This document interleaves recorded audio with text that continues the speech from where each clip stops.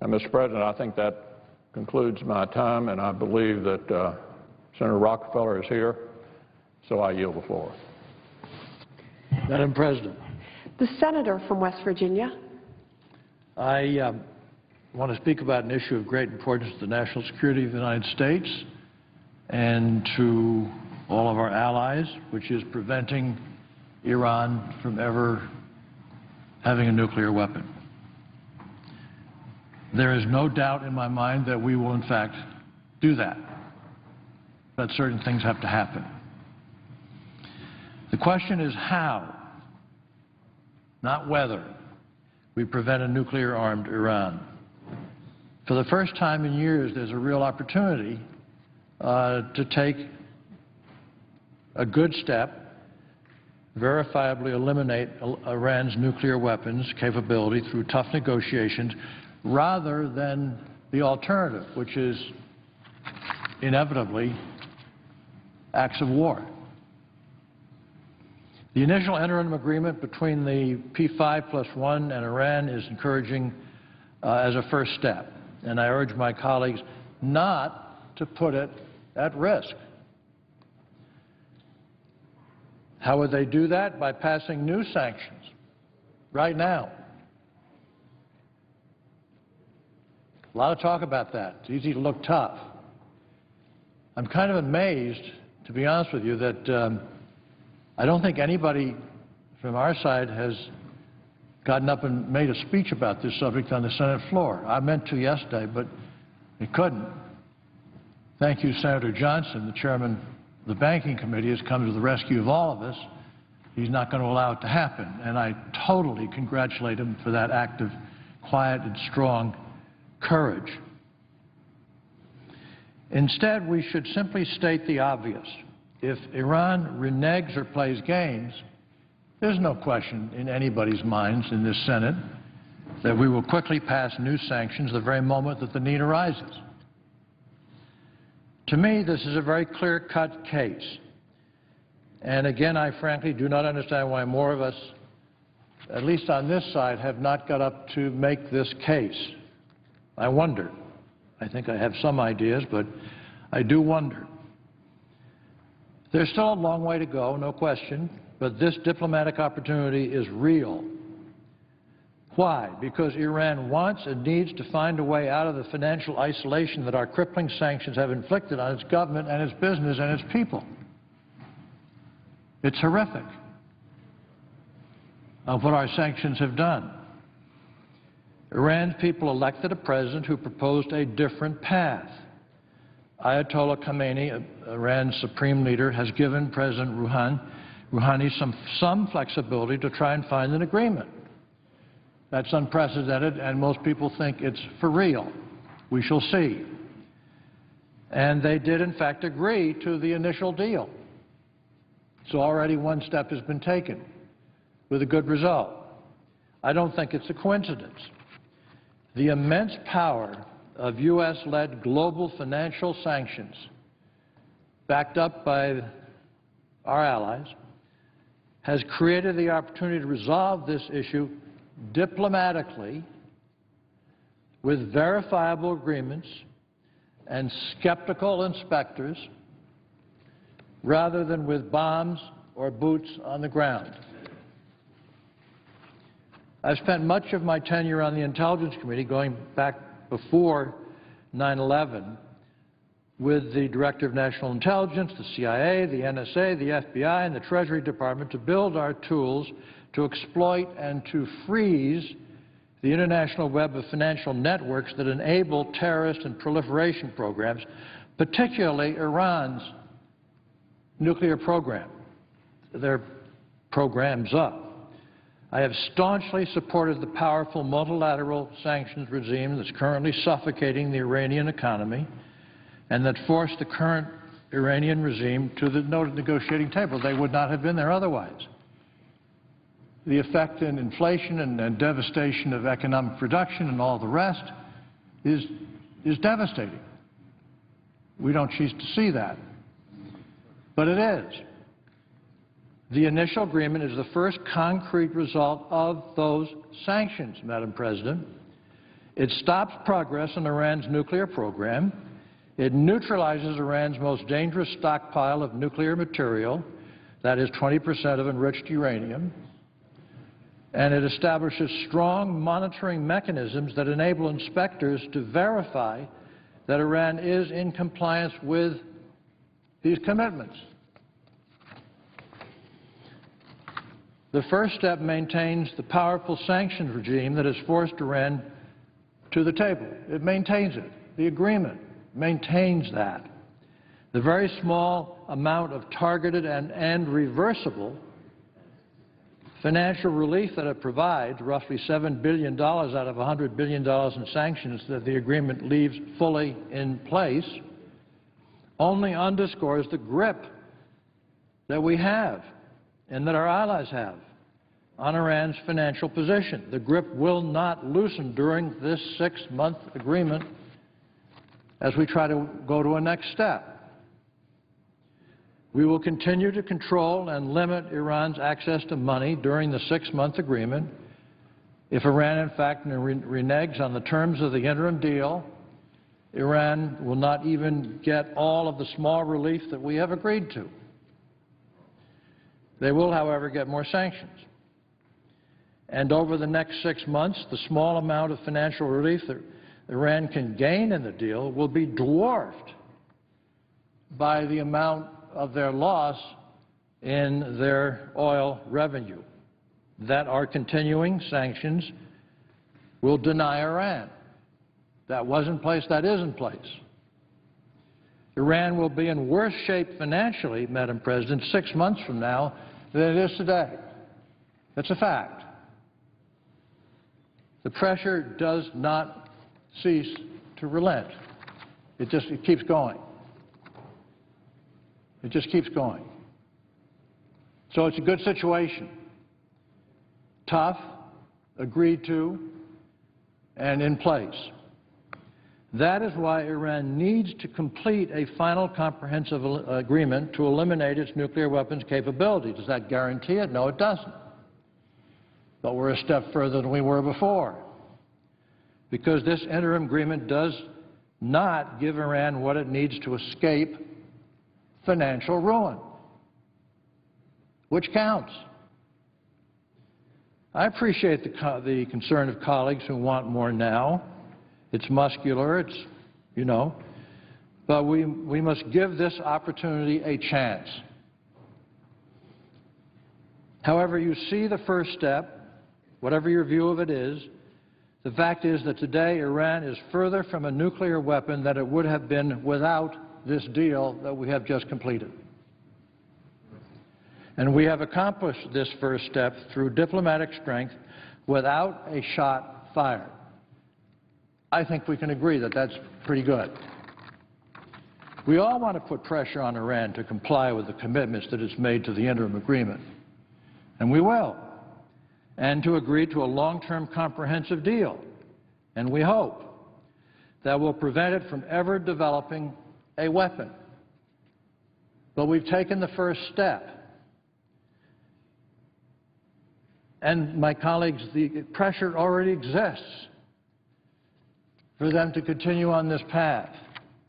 Again, if Iran reneges on the commitments that is made in this agreement or balks at a final deal that verifiably ends its nuclear weapons capabilities, we will go right to, without doubt, the Congress imposing new and ever more powerful sanctions on Iran.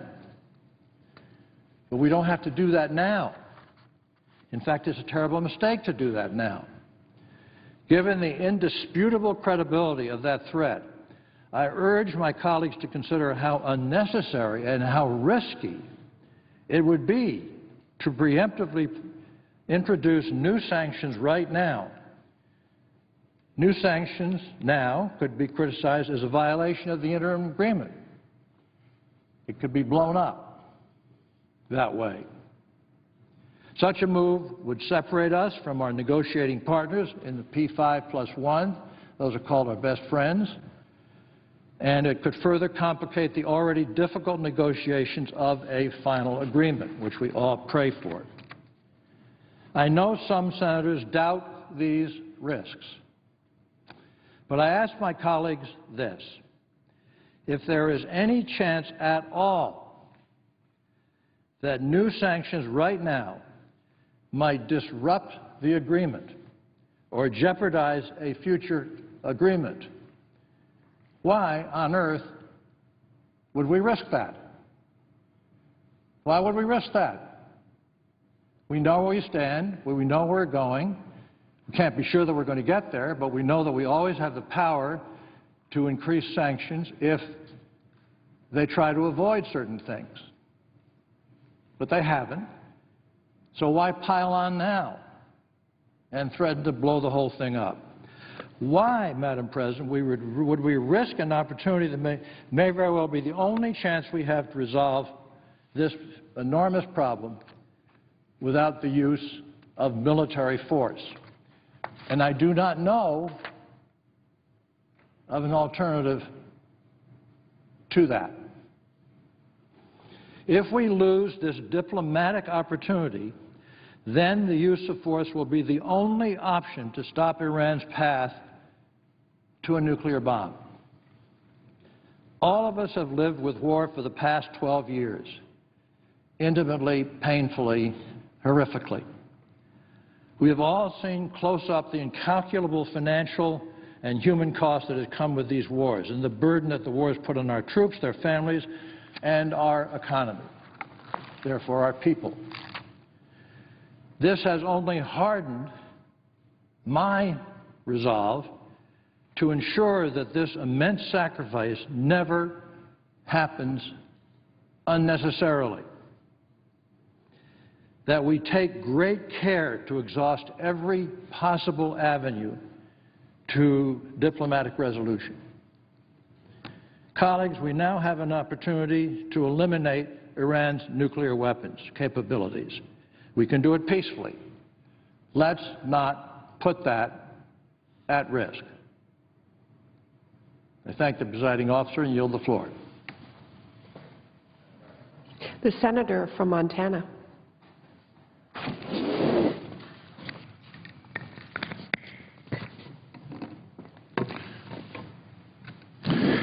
President Lincoln once said, "Character is like a tree, and reputation like its shadow. The shadow is what we think of, the tree is the real thing." End quote. It is my distinct privilege to rise today to speak on two nominees that are indeed the real thing: Justice Brian Morris and Judge Susan Waters. The Senate will soon take up both Justice Morris's and Judge Waters' nominations for the United States District Judge for the District of Montana. One of the most important responsibilities I have is providing advice and consent to the President on nominations to the federal bench. I approach each vacancy with the same criteria. I want the best, regardless of whether they are Republican or Democrat, liberal or conservative, the best. Judge Morris and Judge Waters are the best. Their quality of character and breadth of experience are remarkable. Montana Supreme Court Justice Brian Morris is one of the brightest legal minds to ever come out of Montana. Justice Morris was born and raised in Butte, Montana, and graduated from Butte Central High. He earned bachelor's and master's degrees in economics from Stanford University and received his law degree with distinction from Stanford University Law School in 1992. Justice Morris's experience after law school is as varied as it is noteworthy. He clerked for Judge John Noonan, Jr. of the Ninth Circuit Court of Appeals, and then Chief Justice William Rehnquist of the United States Supreme Court. He spent time working abroad as legal assistant to the Iran-U.S. Claims Tribunal in The Hague, and as legal officer at the United Nations Compensation Commission in Geneva, Switzerland. He also spent time in private practice, handling criminal and commercial litigation with the Bozeman, Montana law firm of Getz, Madden, and Dunn. Justice Morris also served for 4 years as the state's Solicitor General. He was elected to his current position on the Montana Supreme Court in 2004 and has demonstrated integrity, fairness, and the steady disposition and superb analytical skills on Montana's highest court. Justice Morris is known for his approachability, his even-handedness, and down-to-earth manner. After all, he's from Butte. He can often be found reading to students at Smith Elementary School in Helena. Justice Morris has commanded the respect of his colleagues at the highest levels of the law. For more than 8 years, served the people of Montana on the bench and in the community. His nomination is an extraordinary cap on an already remarkable career, and I have no doubt he will continue to serve at the highest level. I congratulate Justice Morris, his wife Cherish, and their children Max, Medke, Aiden, and William on this achievement. In 1916, Montanans elected Jeanette Rankin to be the first woman to serve in Congress, 4 years before women had the right to vote. We in Montana are especially proud of that. Judge Susan Waters, our second nominee, is another trailblazer, one that we can also be proud of.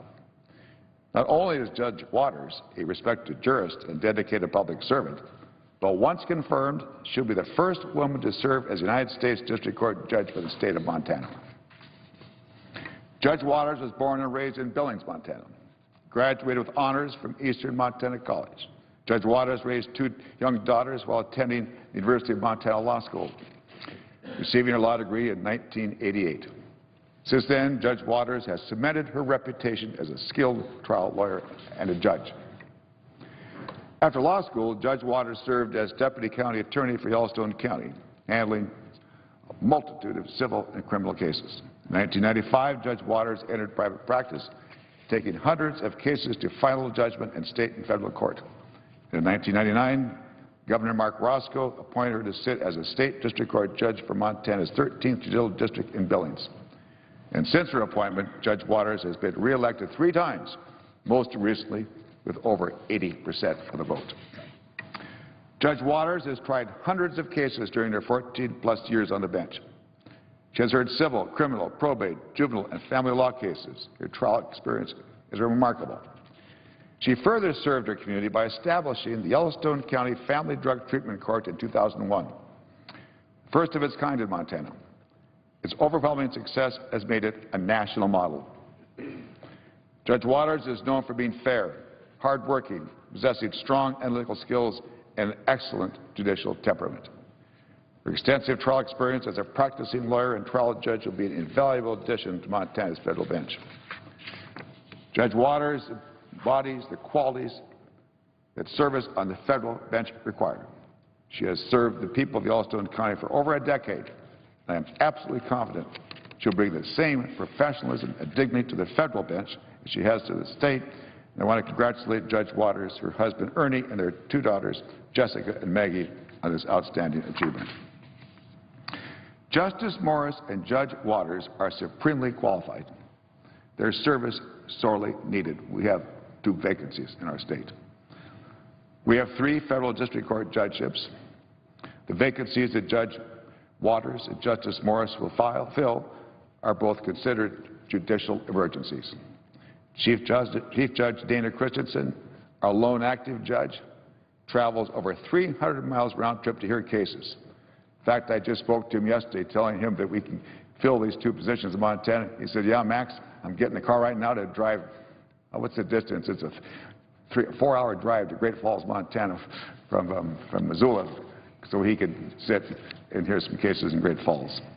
Judge Don Malloy travels over 340 miles one way. That's greater than the distance between Washington, D.C. and Hartford, Connecticut. He does that to hear cases. We need our replacements. Justice Morris and Judge Waters embody the qualities Montanans demand of their federal judges. Their intellect, their experience, and integrity are above reproach. I urge my colleagues to join me in supporting their nominations. I yield the floor.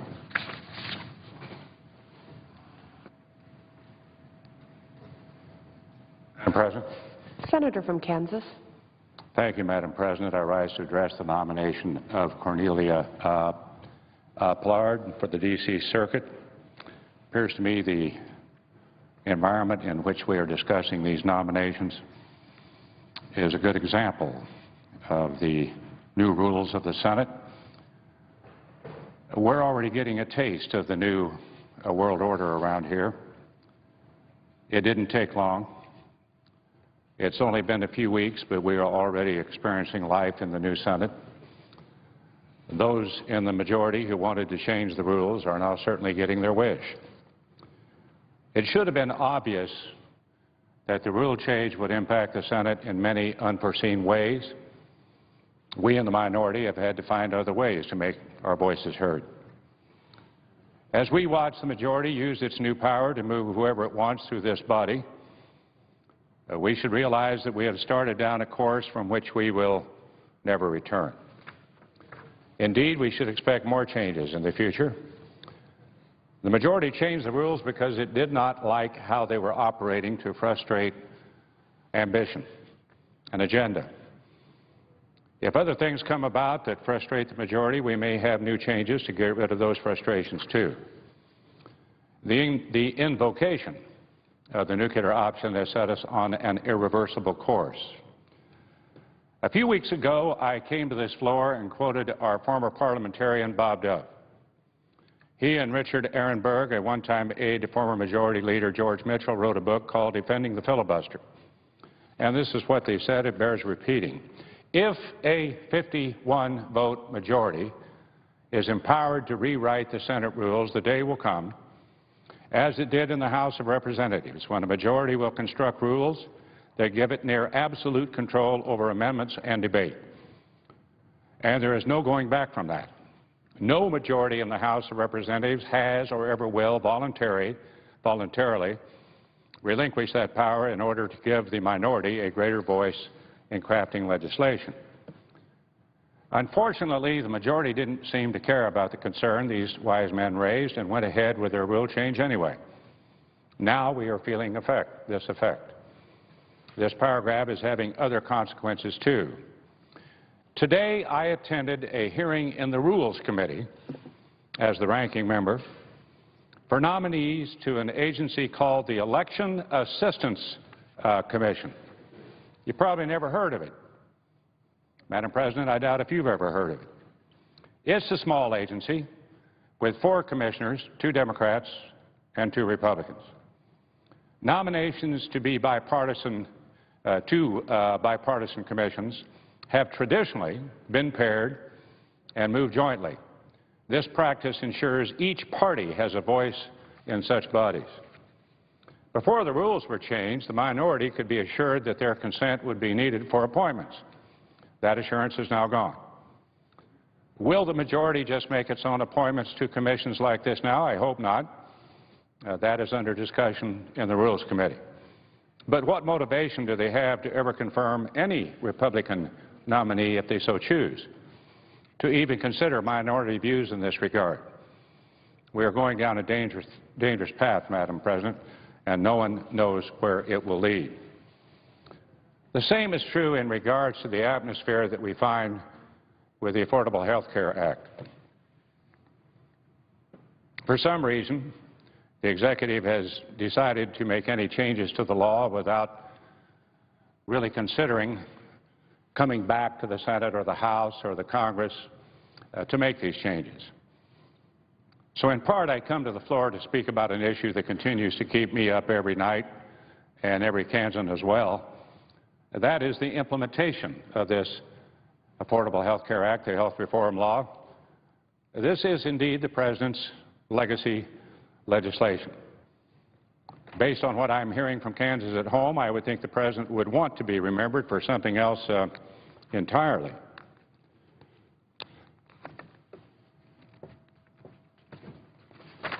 Unfortunately, since the implementation of Obamacare began, the stories and reports have only confirmed the many warnings that I and my colleagues have made during the debate for the last 3 years.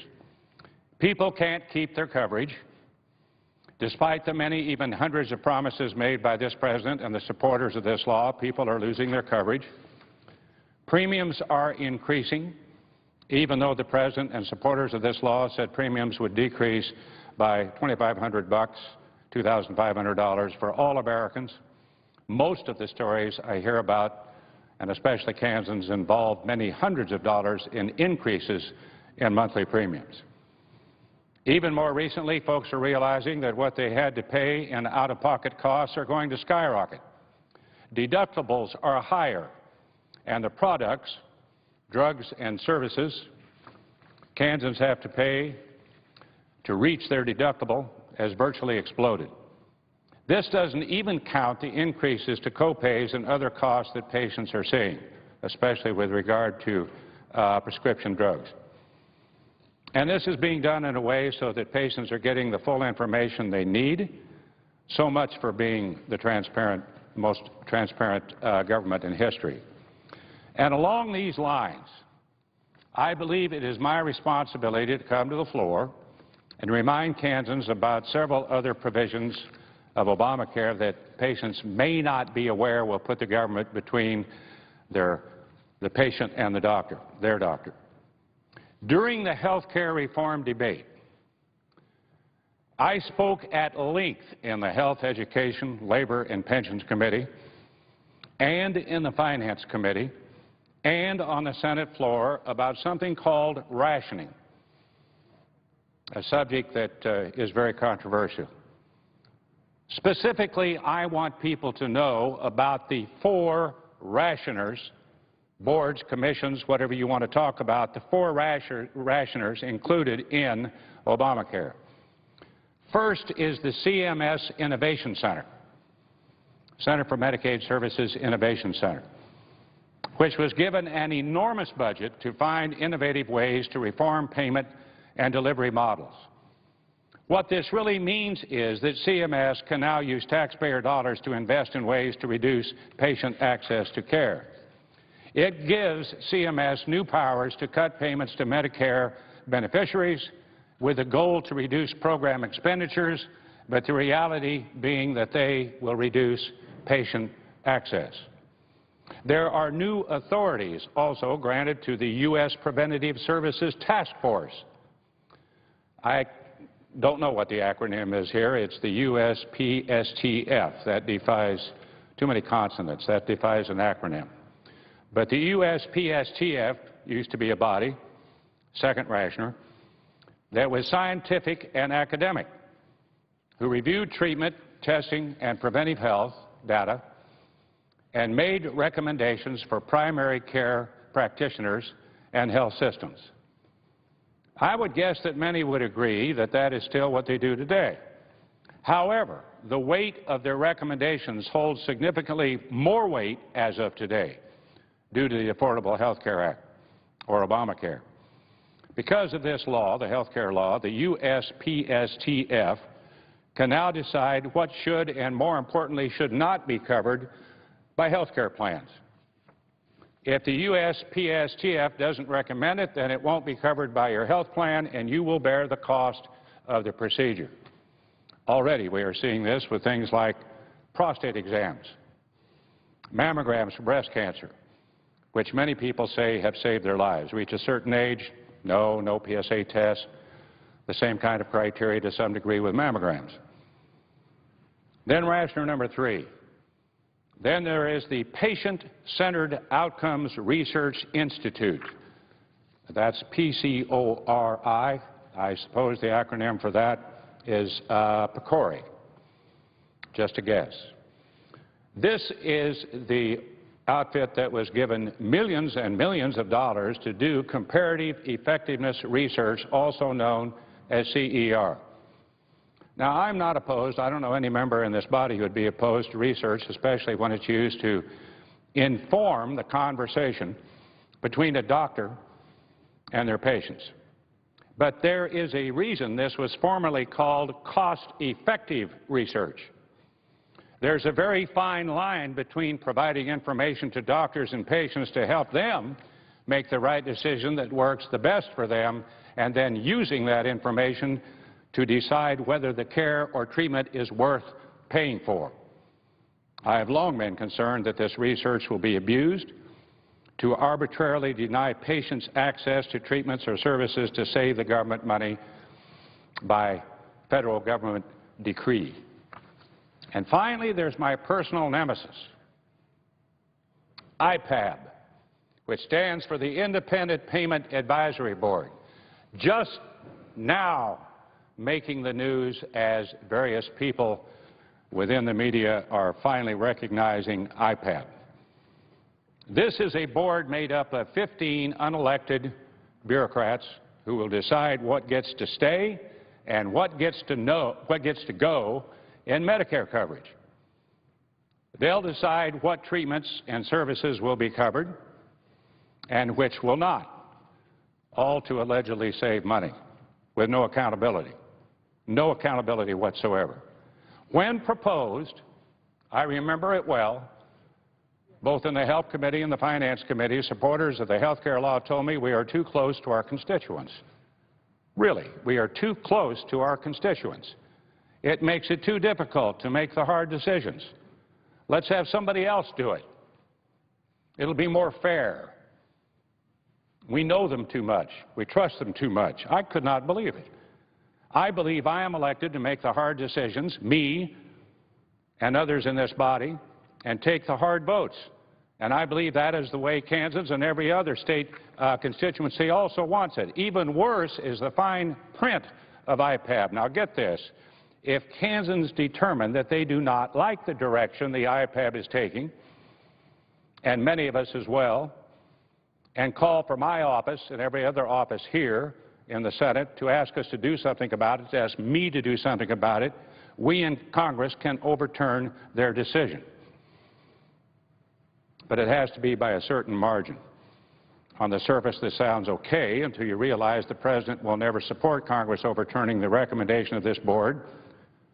So he'll veto it, and overriding a veto takes a two-thirds vote. That's 66 votes to overturn a decision by IPAB. My colleagues have been changing the rules around here because they think 60 votes is too high a threshold. What are the chances of reaching 66 if an arbitrary decision is made by IPAB with regards to Medicare? But wait, there's more. If the Secretary appoints a board unable to make recommendation for cuts to Medicare, then she gets the authority to make the decision of what to cut. This President has already cut $500 billion from Medicare to pay for Obamacare, and he gave himself the ability to go after even more Medicare dollars and have no accountability with IPAB. This, I think, is egregious, if not ridiculous, but it isn't new. I've been talking about the four rationers for a long time and what it means to patients. I'll have more to say about it when the opportunity presents itself. What really scares me as I watch all the other warnings and broken promises come true is what is going to happen to Kansans, and I know other senators have this same fear, when the warnings about the four rationers do come true. We need to protect the all-important relationship between the doctor and the patient, which I believe the four rationers put at risk. In order to do that, we need to repeal and, most importantly, to replace Obamacare with the real reforms that work for Kansans. Now, in this atmosphere here of uncertainty and the new Senate order, I'd like to talk about another subject that is related for the lack of any progress that we might have. This is becoming an all too familiar situation for Kansas farmers and ranchers and all of American agriculture. In some respects, we are closer to signing a farm bill into law than a year ago, but we still have not yet completed this important task. As one of the 41 members named to the conference committee in October 1, I was able to give a quick opening statement outlining my biggest priorities for the Farm Bill, including addressing regulations that protect crop insurance, reforming the SNAP program, i.e. food stamps. Unfortunately, that was the one and the only time that the full conference committee has met to date. With time in short supply, the four principals of the agriculture committees, both in the House and the Senate, the ranking member, the chairwoman, the chairman, and the ranking member in the House, are trying to make the majority of decisions as best they can among themselves and behind closed doors. Sometimes you can get things done behind closed doors without 37 people offering their opinion. I understand that, but with all due respect to those members, we have real policy differences that deserve to be debated publicly, particularly in the commodity and the nutrition titles.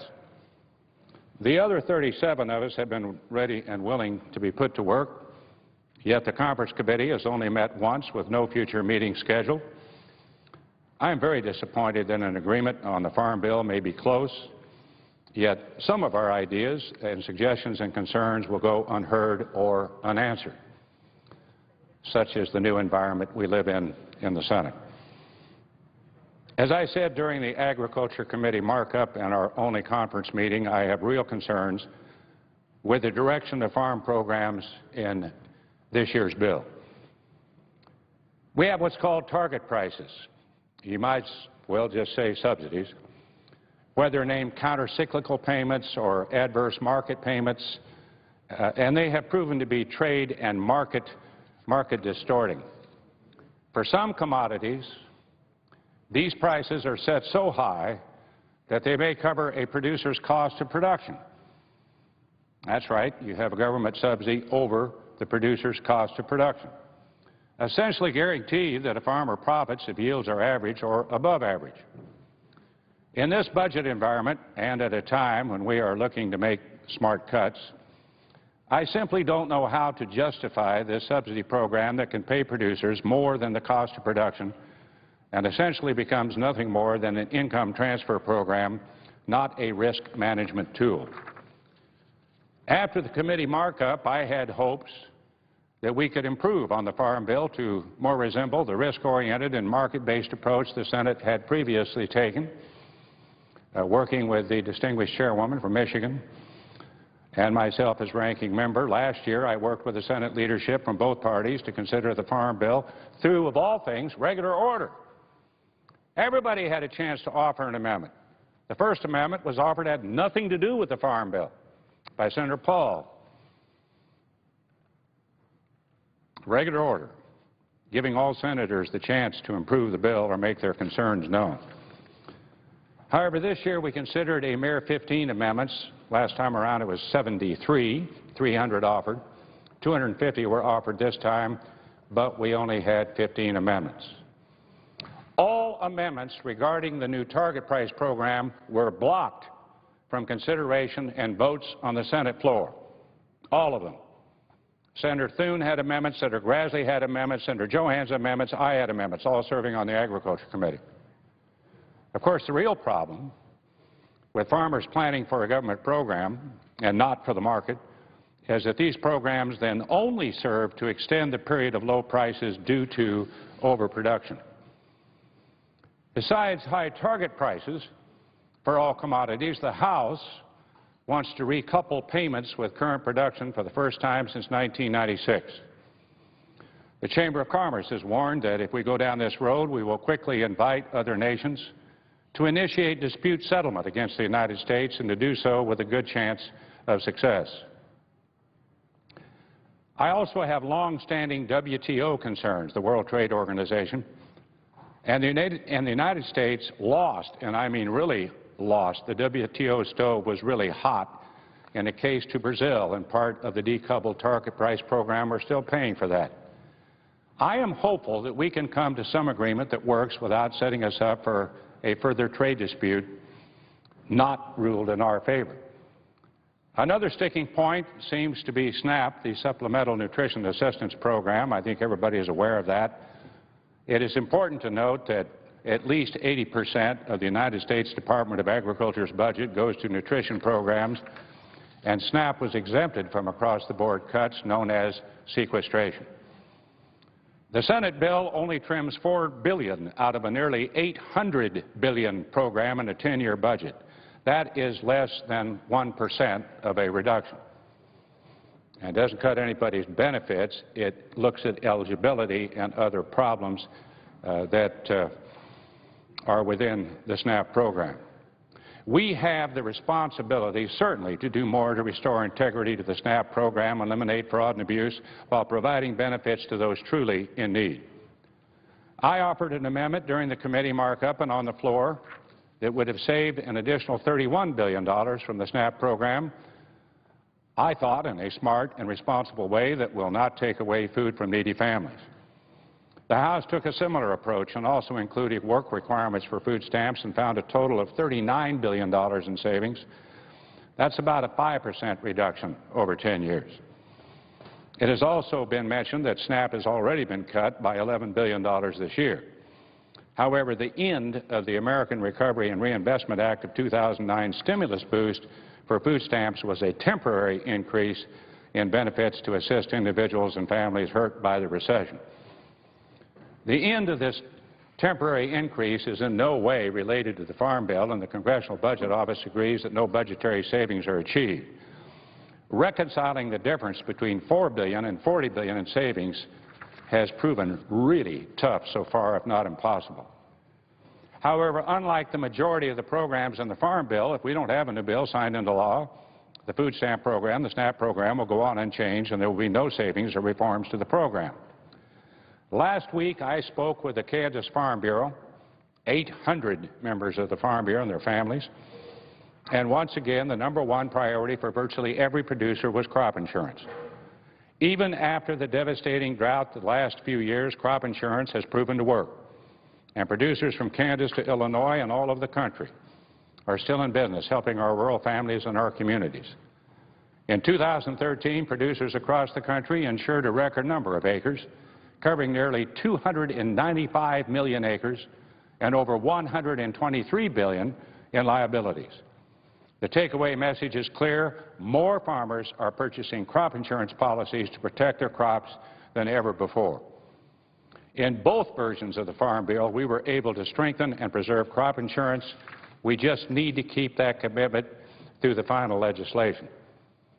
The Farm Bill is the appropriate time and place also to address regulatory overreaches by the Environmental Protection Agency and the rest of the administration that impact farmers and livestock producers.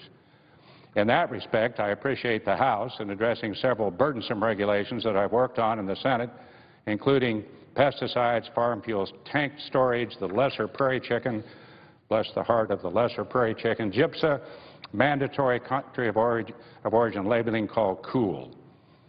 But overall, I'm disappointed that it looks like we will not finish the Farm Bill before the end of this year, despite the need for certainty and predictability all throughout farm country, not to mention the Department of Agriculture.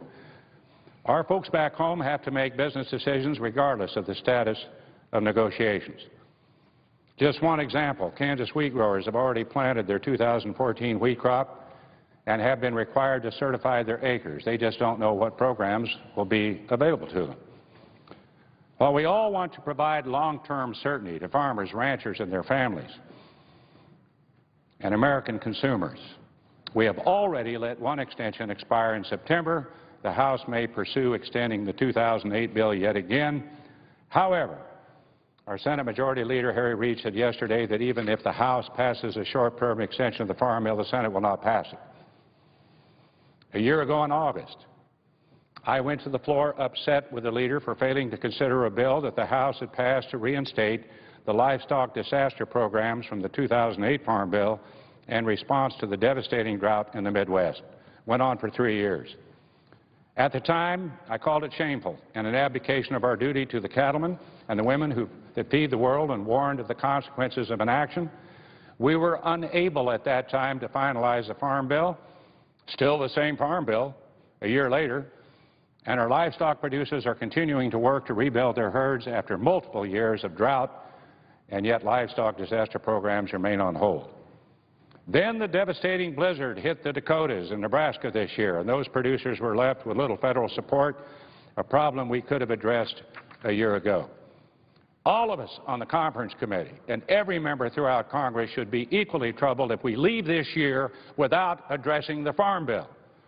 I'm committed to resolving these difficult differences in order to provide certainty and a forward-thinking Farm Bill that is responsible to Kansans and farmers and ranchers and consumers as well as taxpayers.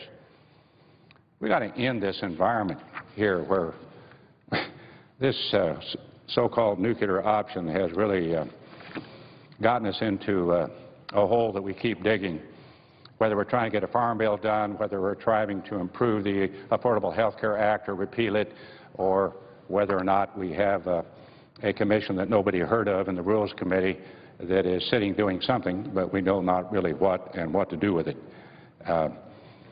Madam President, I see the distinguished senator from Louisiana, who I think would like to be recognized at this time, and so I yield the floor. Thank you, Madam President. The senator from Louisiana.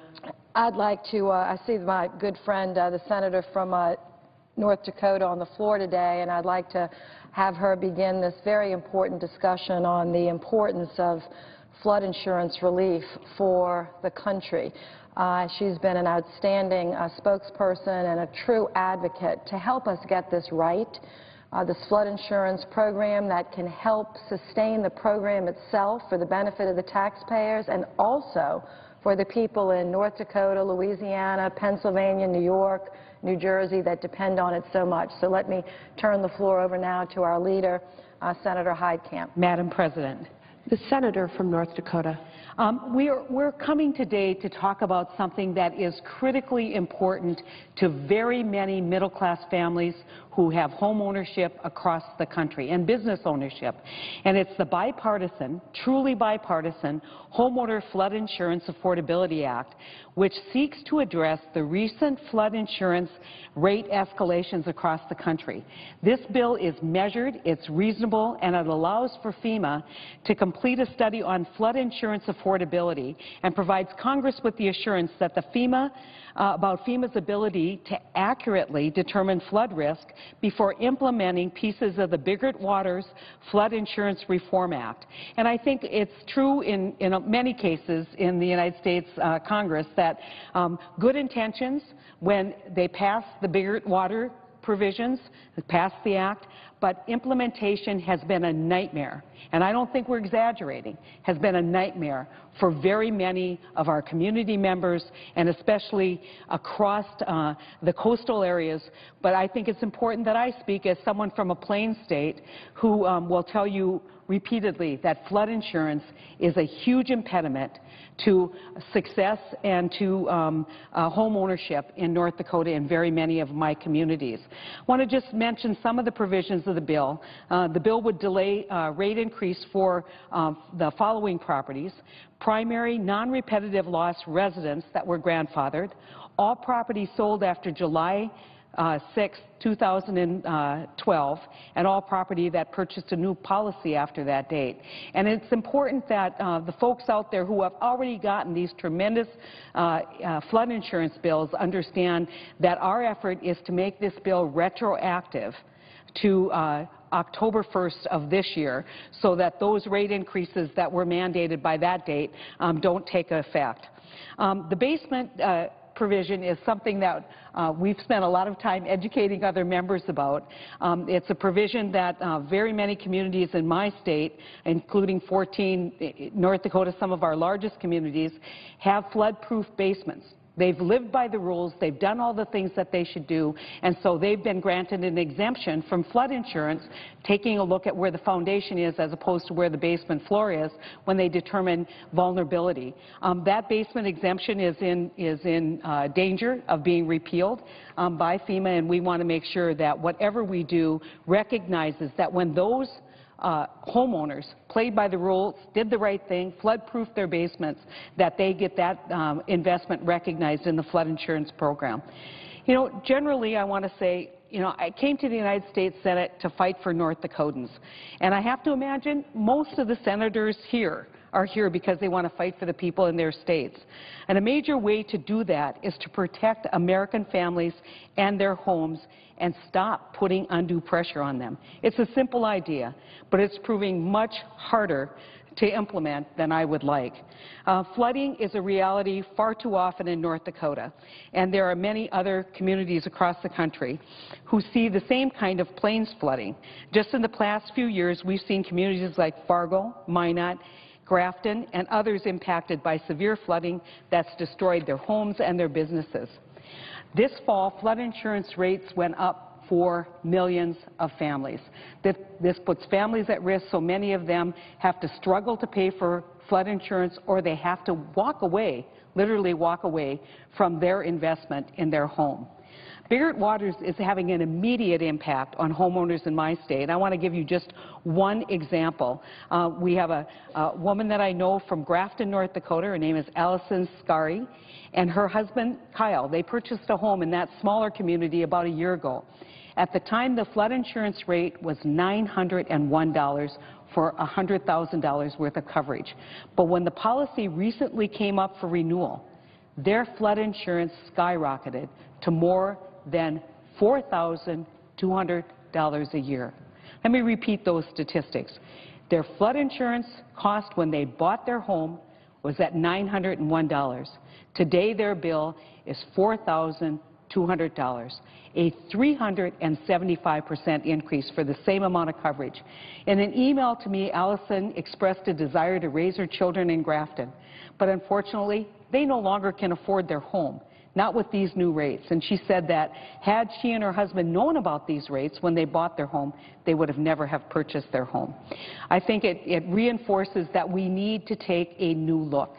We need to take a new look at this flood insurance program. We need to take a new look at affordability of home ownership. You know, everybody knows that the last, certainly since 2008, we've seen a slow recovery in home ownership. We've tried to make sure that people can realize the American dream. A big part of that is, in fact, the owning of your own home. But yet, here we are in the United States Congress making it virtually impossible for middle-class families to buy and live and enjoy their homes. That was never the intention of the Biggert Water provision. The intention was to bring the flood insurance program to a more reasonable market-based evaluation. But I don't think anyone in this body anticipated these dramatic and very, very devastating increases. And so I think we absolutely need to do something to send a message that we are listening to the middle class in this body. We are listening to the middle class. And when every person who runs in their campaign, I bet you there isn't one person in this body who didn't say, I'm there to help protect the middle class. Well, this is our opportunity in a bipartisan way to step up, protect the middle class, to tell people that that grasp of home ownership, that piece of the American dream is within your reach. And it's within your reach because we aren't doing devastating things here in Washington, D.C. And so I want to yield back to my great friend from Louisiana, and I just want to publicly thank her.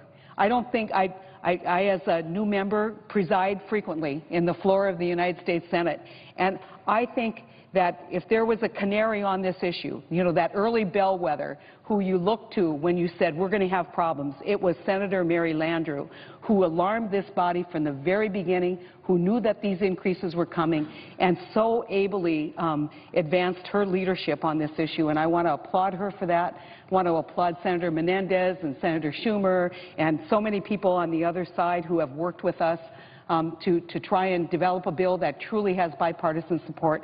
And I really want to urge this body to send a very important holiday present, a Christmas present, to the middle class of America by passing this reform bill, by delaying these increases, and making that hope of home ownership possible in the future.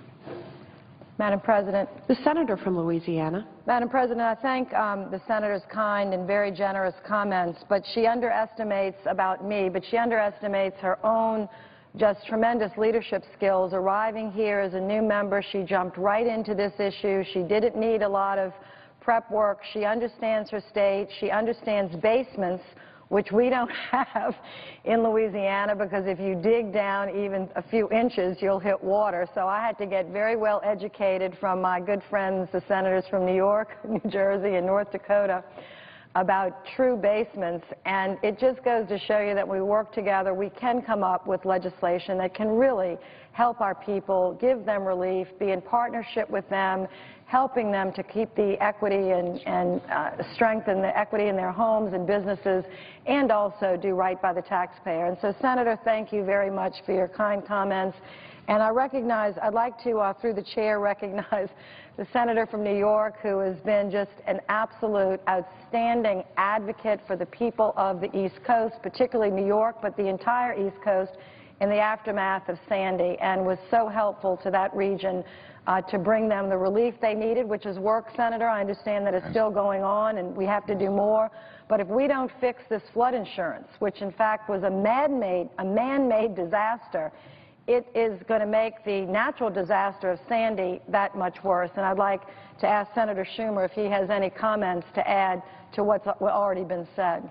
Madam President. The senator from New York. Well, thank you, Madam President. And first, I want to assure my colleagues you don't have to be wearing a blue jacket to be supportive of this legislation, as the senator from North Dakota, the senator from Louisiana, and I happen to be wearing today, this afternoon. Second, let me thank my friend and colleague from Louisiana. What my friend from North Dakota said is exactly right. She has been the Paul Revere on this issue, running up and down the aisles of the Senate, if you will, letting people know flood insurance increases are coming, flood insurance increases are coming, because she saw it in her own state. And she's been a great leader on this, and I hope that we will pass her, or the measure that she has helped so importantly to craft when it is offered a little later by my colleague from New Jersey. And I do want to say to her that she is exactly right about Sandy. We have families who were devastated by Sandy. They struggled to rebuild their homes, and then all of a sudden, because of remapping and because of changes in the flood insurance law, they're hit with a flood insurance bill of $8,000, $9,000, $10,000. And let's make no mistake about it, these are not wealthy people. Lots of people in New York State who live along the water in Long Island, in Queens, in Brooklyn, and Staten Island are middle class and working class people. Their homes are modest. Their jobs are modest. They can't afford $9,000 a year. And for those who are told yours isn't going to rise, but when you sell your home it will, they can't sell their homes.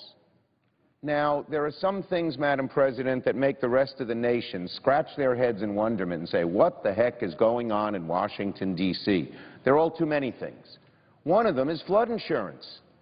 How can we demand that people, average middle-class people, pay up to, in some cases, $25,000 or $30,000 a year for a policy that's capped at $250,000? How can we have so many homeowners have to pay $5,000, $8,000, $10,000 when they ill can afford it? We cannot do that. And that is why this legislation is so important. It's just wrong. Now, when we wrote the original Sandy bill, we put in an affordability provision. And there was supposed to be a study about how people could afford the insurance before any increases were put into effect. That did not happen. The people at FEMA, they're good people, but they don't understand affordability. They're not measuring affordability. They're not paying attention to affordability. And what is the job of Congress? Well, one of our jobs when an agency doesn't do what it's supposed to do is for us to correct it and oversee it, and that's what's happened with FEMA and flood insurance. And so we call for a delay until an affordability study is done, until we can figure out a new way to avoid average folks, middle-class folks, from being forced to either not have flood insurance, abandon their homes, or not sell their homes when they desperately need to do so. And I would say to FEMA, they're saying, well, if we don't charge these people, the program will not be solvent. Well, I'll tell you something. If they continue to charge these rates, no one's going to buy flood insurance. People will drop out of the flood insurance program, and it'll be even less solvent. So we have to come to a reasonable, thoughtful, and careful solution. And as the first two of us who have spoken have shown, and my colleague from Louisiana, New Jersey, Florida, New Hampshire, who are all here to discuss this issue, this affects every part of the nation. It doesn't just affect Florida, although they have hurricanes. It doesn't just affect Louisiana, although they have hurricanes and floods. It affects our great river basins, the Missouri and Mississippi river basins. It affects the West Coast, where flash floods can be very, very dangerous. It affects any place that is near water which is most of America.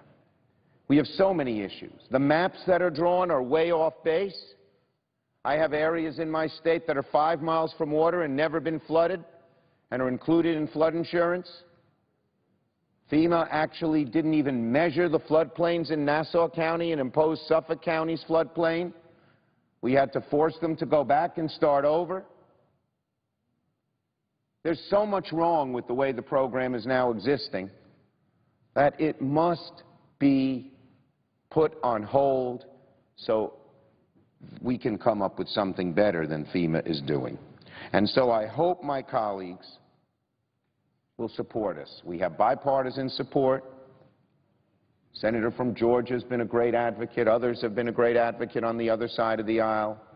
And if you say to yourself, I'm going to object because this isn't affecting my state, believe me, it will. Because as FEMA draws maps in state after state after state across the country, the very same thing that is now afflicting North Dakota and Louisiana and New York and Florida and New Jersey will afflict your state. You'll be coming back to us 2 years from now and saying, hey, let's move that legislation. Well, let's avoid that problem. Let's do what we have to do, put this on hold, go back to the drawing board, and create a FEMA program that both works and is affordable. I believe we can if this Senate and this House would give us the chance, and I yield the floor. Mr. President.